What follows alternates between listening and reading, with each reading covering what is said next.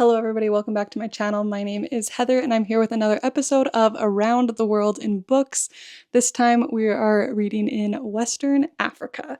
If you're new here and you haven't seen one of these videos from me yet, this is a challenge that I started about 3 years ago where I'm trying to read a book by an author from every country around the world.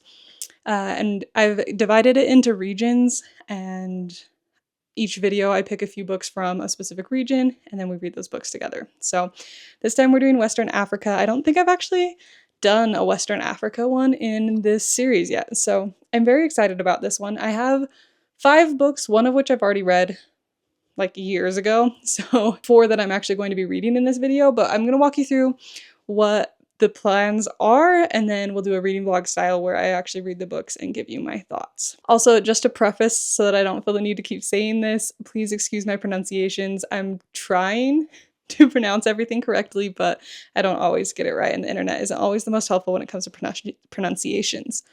But I wanted to start with the book that I have already read. I read this book years ago. I'm probably due a reread, but I'm waiting until I'm actually in the mood. And that is Things Fall Apart by Chinua Achebe.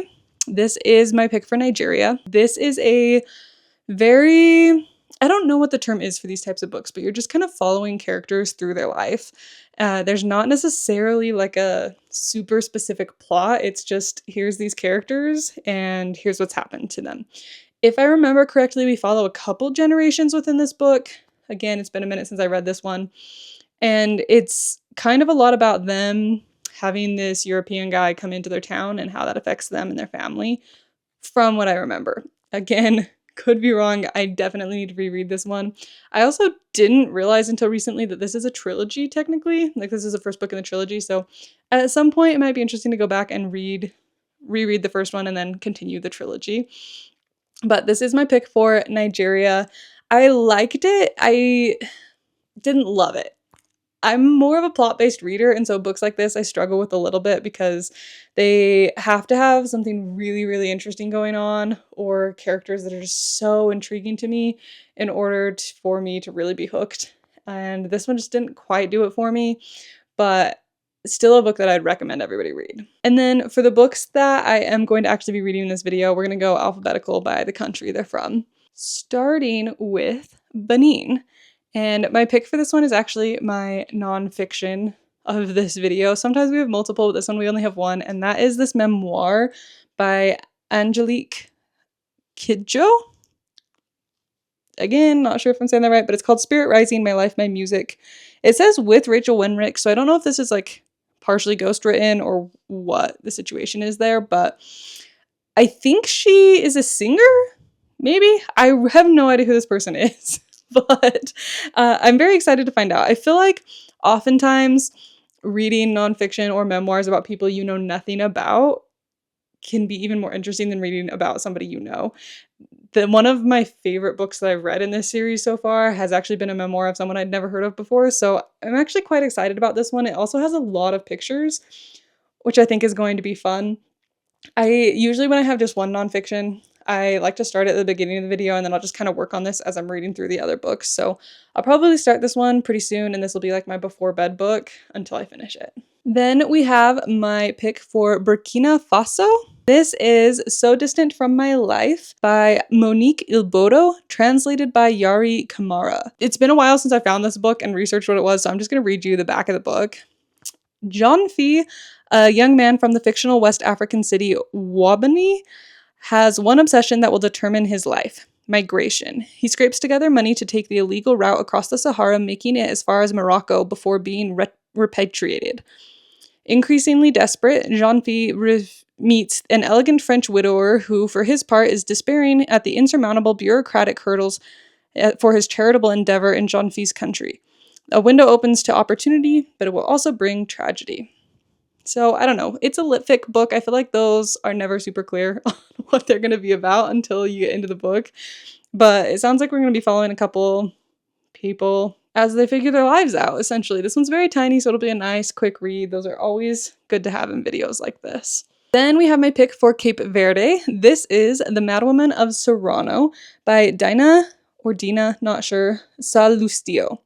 And it is translated by Jethro Sutar, which, can I just say thank you to the people who designed these book covers for putting the translators on the cover so I don't have to go digging for them. But this one is about a woman in this isolated village who is kind of considered the mad woman of the village. And is she actually a mad woman, or is she just kind of hated on for being wise and a woman? And then it sounds like there is a girl who just randomly appears in the forest, is found by this guy in the village. They fall in love. She gives birth and then disappears. And then we're kind of partially following the child of that relationship. And there's some kind of prophecy about her from the mad woman. Not really sure, but it sounds very interesting. I'm very excited about this one too. I'm just in general very excited about the books that I have for this video. It sounds like it's going to be a good one.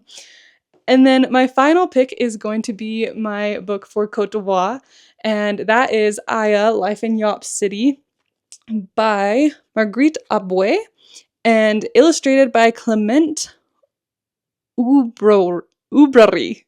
Something like that. I don't know if you're supposed to roll your R's. I think it might be French. I'm not really sure. But this one is actually a graphic novel, which I'm super interested in. But what really caught my attention about this was I don't know where I read it, like an article, maybe it's in the Goodreads, about the author and why she chose to write this graphic novel. And she basically said that she was sick of her country always being depicted in Western media as basically just like the really rundown parts of the country.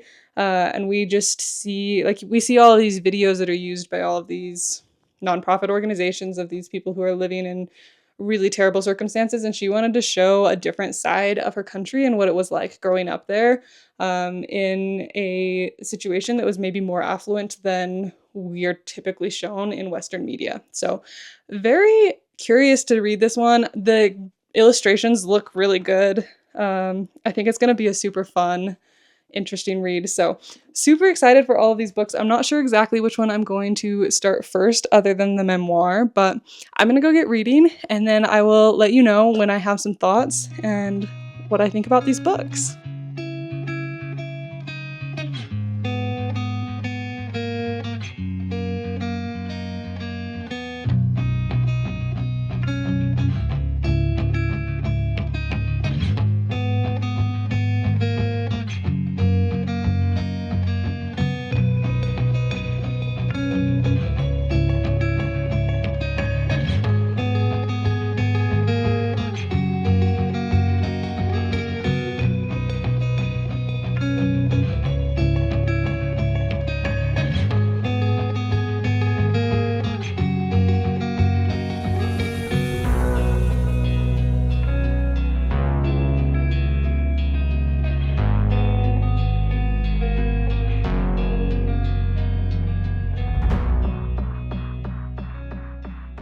I have a couple of updates for you. First of all, I finished So Distant from My Life.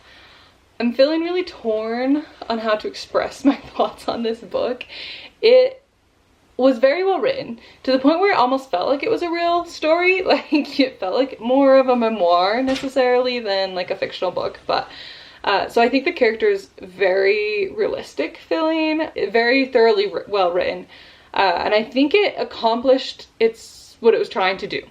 It brought up a lot of interesting conversations around the idea of migration and leaving your country versus trying to put resources into bettering your country. Lots of things about different prejudices within communities. There's a whole part about like how the community reacts to gay relationships and things like that. Again, I think it did what it was trying to do. I just don't think that this is necessarily the style of book for me.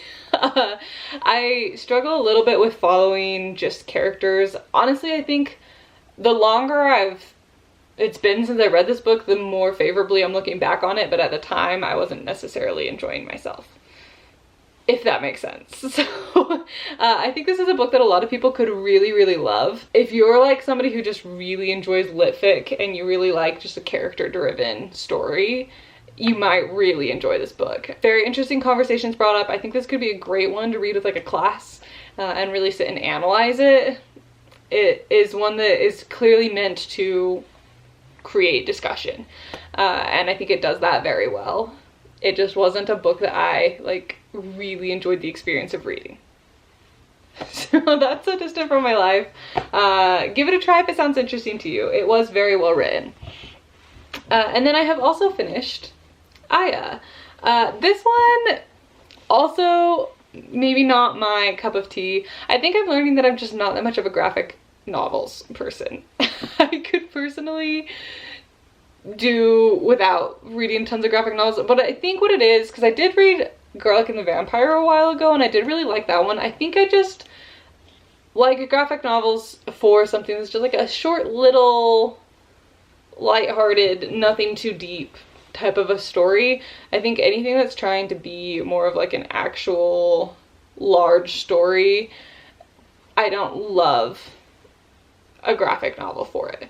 I do think the illustrations were great. This one definitely focuses a lot around our characters and kind of their sex lives, which wasn't my favorite. It's not explicit, but that is like the only thing that we're talking about the majority of the time. And I think it's used to bring up some conversations about like different cultures and how they react to certain things. Like we have one girl who gets pregnant and she's not sure who the father is, and there's like a whole storyline of trying to figure that out. There's one girl who is just like not interested in dating because she's planning to go to school, and so she has no time for boys.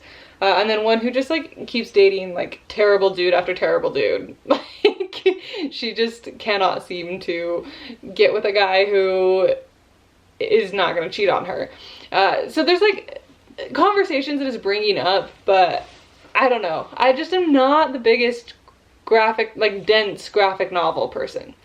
I didn't love White Sand either. That's the other graphic novel that I've read that had like more of a significant plot. And I think I'm just more of like a little bite-sized, like cartoon style graphic novel person, not necessarily like a let's try and actually like make a point through a graphic novel or tell like a thorough story.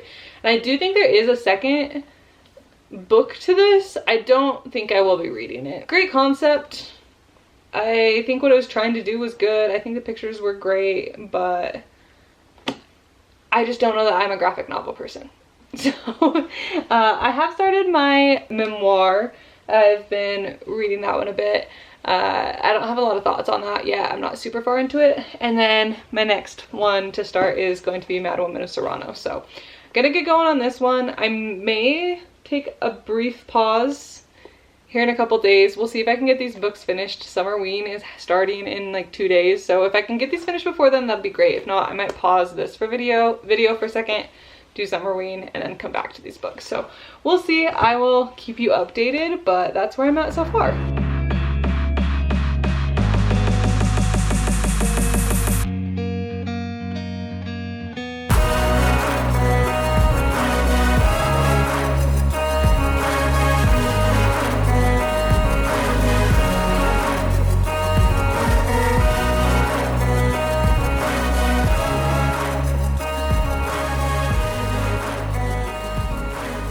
It's time for my final update on this video. I have finished my last 2 books, so we'll do a little bit of a check-in on my thoughts on these. The first one I finished was The Mad Women of Serrano. I enjoyed this one. This one ended up being a lot more of a romance than I expected it to be, and not of like, I mean, I guess it's debatable who the main character is, but not of who I feel like was the main character. It was like her parents-ish. You'll get it if you read the book, but I did enjoy this one. I feel like the writing was very easy to read. The beginning part was a little bit hard to follow because we are jumping around to lots of different things, and so it takes a minute to kind of get the timeline right in your head. Once you do though, I thought it was very interesting how all of these things connected and stuff. For being called the Mad Woman of Serrano, that character is not like a super main character in the book, but yeah, overall it was good. There was a lot of talk about like mysticism around this small little town that is very shut off from the rest of the world, and how they've just kind of developed like their own little culture, and they're kind of so far behind the times. And so then people go to like the city, and then sometimes they come back, sometimes they don't, and kind of that like concept of being removed from modern day society and then being forced to interact with it. But yeah, it was a good story. I thought the writing was good. Definitely, I think my favorite from this video. So if you're looking for an interesting little book and you're into lit fic, I will say I'm not the biggest lit fic person, so it was alright on that end, but if you're really into lit fic, I think you could really enjoy this one. And then the other one that I finished was my memoir, Spirit Rising. I had a good time with this one. I feel like it also took me a minute to get into it, but I feel like that's just kind of standard when you're reading nonfiction. The thing that I found the most interesting in this book was when she fully got into her singing career. She spent a lot of time breaking down her different albums and songs that she wrote and like where the inspiration came from and some of the technical things. She has a series of albums where she kind of went around like the Americas and the places where African music has come in, typically through like slavery, and then transformed into a different type of music. So then she like melded that back in with her traditional African music. Very interesting concept, and it was very fun to see her analyze like the ways that they were the same and differed, and like a lot of the technical aspects on the music were very fun to read. And this might just be because I have a background in music, like I know enough to follow what she's saying. If you don't know like the basics of music theory, it might be harder to follow, but that part was so intriguing to me. And you can really see like her skill and her talent, which is wild because she says at one point in the book that she doesn't even read music. So that she's just doing all this like instinctually is crazy. She did go to school for music at one point, but within that she never actually learned to read music because she had a teacher at one point tell her that her memory was so good that she shouldn't mess that up by learning how to read music. So lots of cool stuff.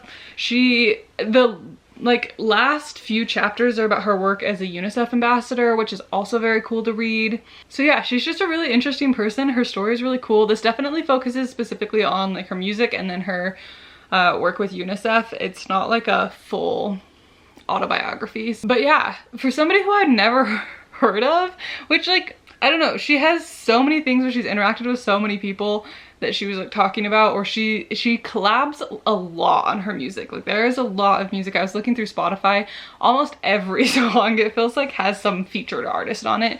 So she's constantly collaborating with other people, and some of them were people that I did recognize.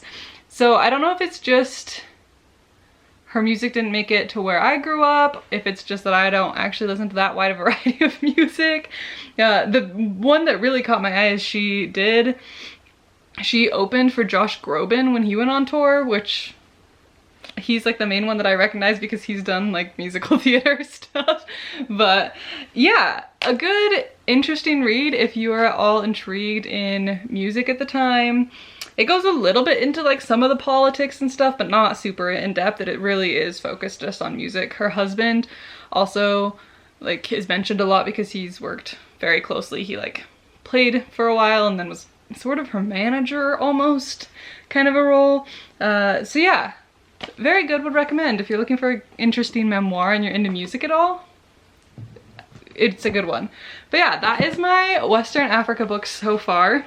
Like always, I do have some more countries. There will probably be 1 or 2 more Western African videos that I will do at some point in this challenge. So any of the countries I didn't get to in this video, if you have any recommendations for those countries, please leave them down below and I will look at them when I get back around to Western Africa. But I had a good time with these books and I'm gonna go ahead and end it here. So thank you so much for watching. I hope you enjoyed it and I'll see you in the next one very soon. Bye.